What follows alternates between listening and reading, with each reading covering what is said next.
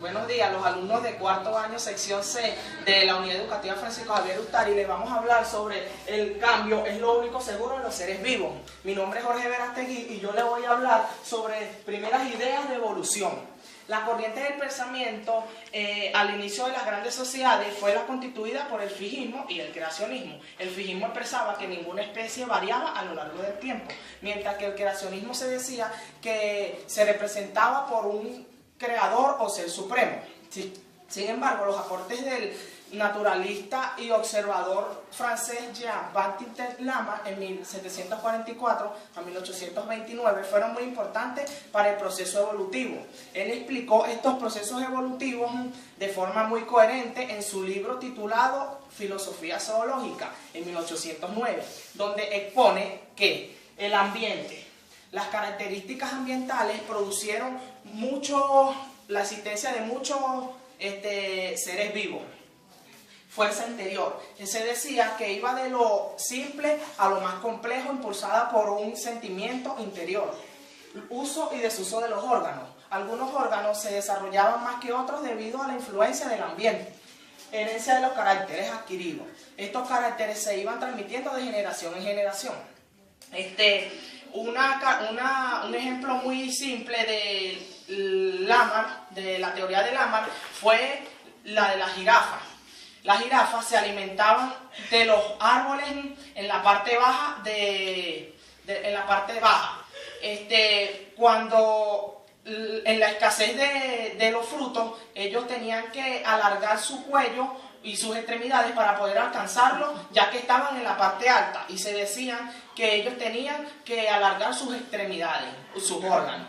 Y estas características que adquirían las jirafas se transmitían de generación en generación. Mi nombre es José Miguel Salcedo y yo le voy a hablar cómo actúa la selección natural sobre la propuesta por Darwin.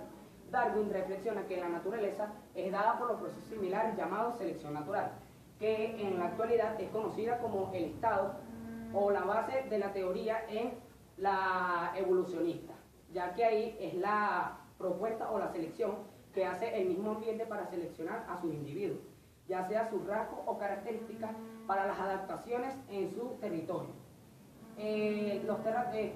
Ya que esto permite que los organismos ajusten a estabilidad para poder sobrevivir y reproducirse y transformar un nuevo ambiente para los progenitores de las siguientes generaciones.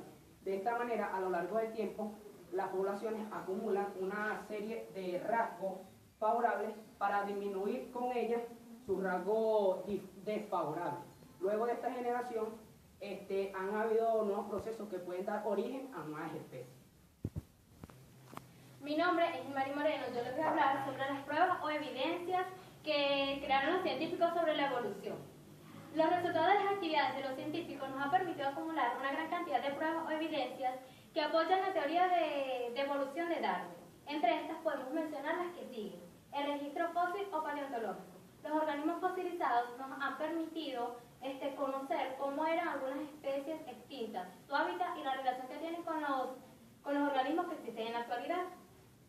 El fósil significa en latín algo desenterrado. Pueden ser marcas dejadas por la actividad de algún organismo mediante la transición del tiempo. Esta puede ser una parte de o el individuo entero. Los registros fósiles nos han permitido conocer la línea o relación evolutiva del ser humano y de otras especies. Un ejemplo de esto sería la ballena o el caballo. Su evolución fue descrita por el registro fósil. Características homólogas u homología.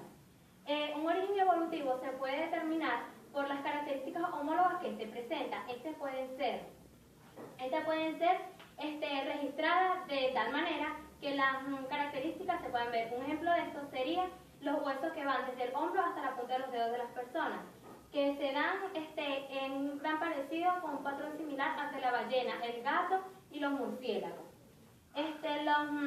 Las estructuras corporales no pueden ser tanto patrones similares, sino también las estructuras bioquímicas como la glucólisis o la parte de las funciones de los ribosomas celulares, la doble membrana de lípidos o las proteínas citocromas C. Esto sería un ejemplo de la homología entre plantas, animales, seres humanos y personas. Y estos celulares. Observación de Darwin. La observación directa, Darwin pensaba que los organismos no podían ser dados de una forma provista, ya que estaban de una forma lenta. De esto podían ser la polilla, que se mimetiza, es decir, que adoptaba comportamientos de otros organismos. Mi nombre es Franklin Villanada y voy a hablar sobre un nuevo concepto evolucionario. Cuando hablamos sobre Mendel, recordamos su expresión sobre la genética y hablamos sobre ella también como las fases que pudieron haber vivido. La herencia es una de las cosas que Darwin intentó hacer, pero más sus pensamientos fueron otros y llegaron a ser unos nuevos pensamientos Cuando hablamos sobre Darwin, recordamos aquellos pensamientos que dijo y hacen a flote unas nuevas preguntas, las cuales esas preguntas que él había dicho o hablado, comentado, haciendo bajar su rango de popularidad y haciendo surgir nuevas preguntas sobre por qué las razas no se podían mezclar entre sí o por qué los genes de características como la de nosotros no se podían cambiar. Darwin no tenía sus respuestas a aquellas preguntas. En cambio, Mendel en 1866 publicó en una revista sus nuevos acontecimientos que él había descubrido. Sobre casi todos hablaba sobre la herencia y la genética. Y cuando hablamos de la herencia, recordamos como aquellas personas que dicen los caracteres y los rasgos, los genes, por decirlo así. Los genes vienen no solamente del lugar o de nosotros los padres, también sobre la zona en que nosotros podemos vivir o localidad. Si nosotros nos mezclamos, también podemos hablar sobre ella. Cuando hablamos de población, no solamente hablamos de la población humana, sino las poblaciones y las distintas formas en que podemos decirlo entre sí. Para culminar, la herencia vendría hablando sobre los genes que se transmiten de generación en generación en un lugar y en una persona determinada.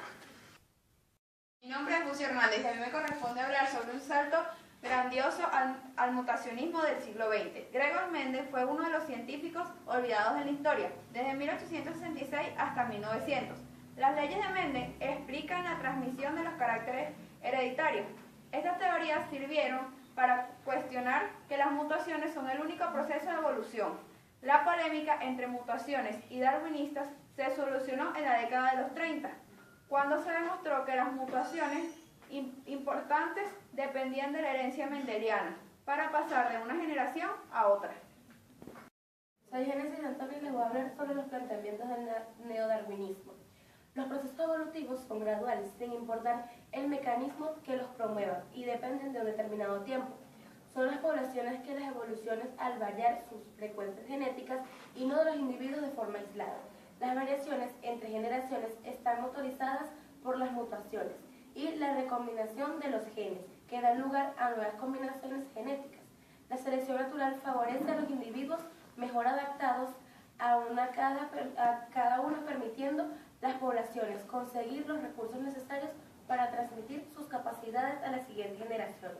Las migraciones o flujo genético incorporan nuevos genes en una población, promoviendo la diversidad e incorporando las diversas adaptaciones que pueden ser seleccionadas, la separación de las poblaciones por barreras físicas y también por promover nuevas especies.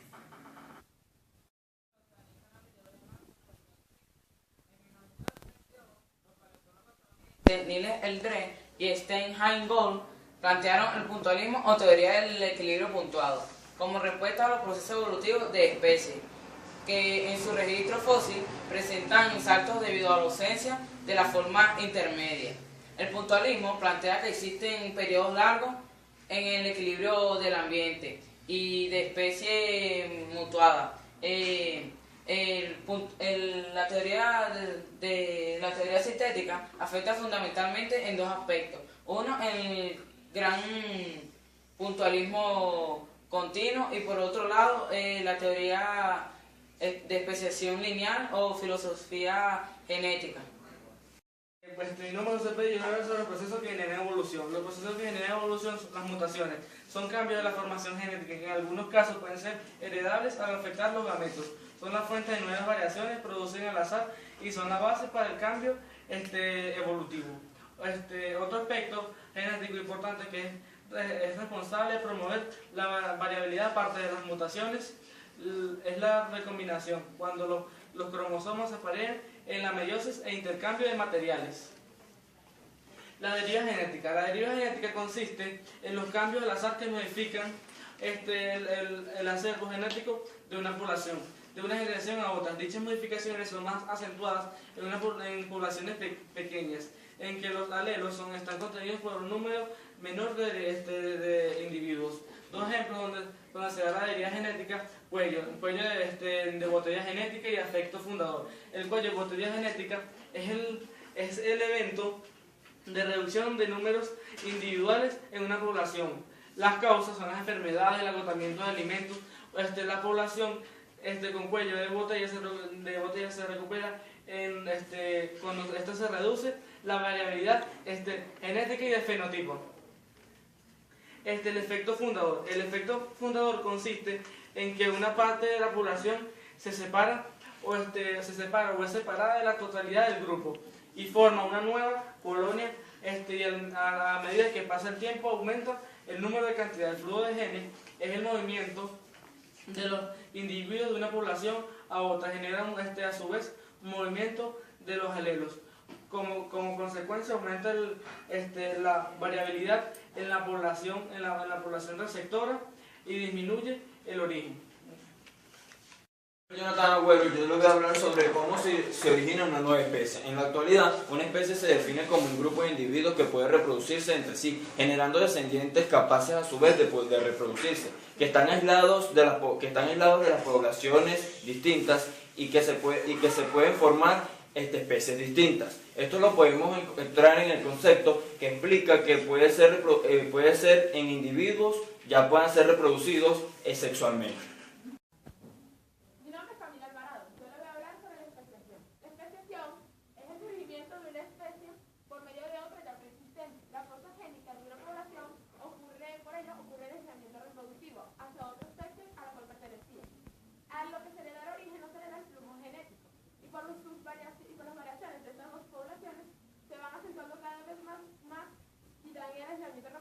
Lo cual da paso a nuevas especies y al cambio evolutivo. Distinguiremos varios tipos de mecanismos. Entre los investigadores todavía existen dudas de que en verdad pueden existir este tipo de mecanismos. La espaciación alopátrica o geográfica. Las especies aisladas pueden evolucionar por separado, ya sea por elección natural o por las derivas genéticas, entre otros caminos. A medida de que va pasando el tiempo, se van acentuando más las variaciones, por lo cual ocurre el aislamiento reproductivo y estas poblaciones pueden llegar a unirse nuevamente. La espaciación simpátrica ocurre en un mismo sitio, sin aislación geográfica. En esto se pueden distinguir diversos mecanismos, pero solamente en este caso podemos distinguir el poliploidea y los híbridos. Un híbrido es aquel a cual sus padres pertenecen a diversas especies. Y los poliploides son aquellos que tienen sus organismos como gametos diploides, que cuando en una planta esta planta tiene estos tipos de diploides, pueden ocurrir un organismo tetraploide. Mi nombre es Scarlett Bausta. Yo les voy a hablar sobre las presiones causadas por las actividades de los seres humanos. Muchos hemos escuchado hablar sobre los problemas ecológicos por lo que está pasando el planeta Tierra. En la televisión, en radio y en los periódicos hemos escuchado hablar sobre los cambios climáticos, la desforestación y la contaminación, entre otras situaciones. También hemos escuchado hablar sobre las medidas para aliviar estos problemas que los deterioran. Sin darnos cuenta o conscientemente estamos generando presiones, activando procesos evolutivos y de extinción de especies. Tenemos el caso del elefante marino ocurrido en el siglo XIX. Ese es el ejemplo de cómo la caza indiscriminada llevó a los animales a un cuello de botellas genéticos que redujo su población a 100 o quizás menos individuos.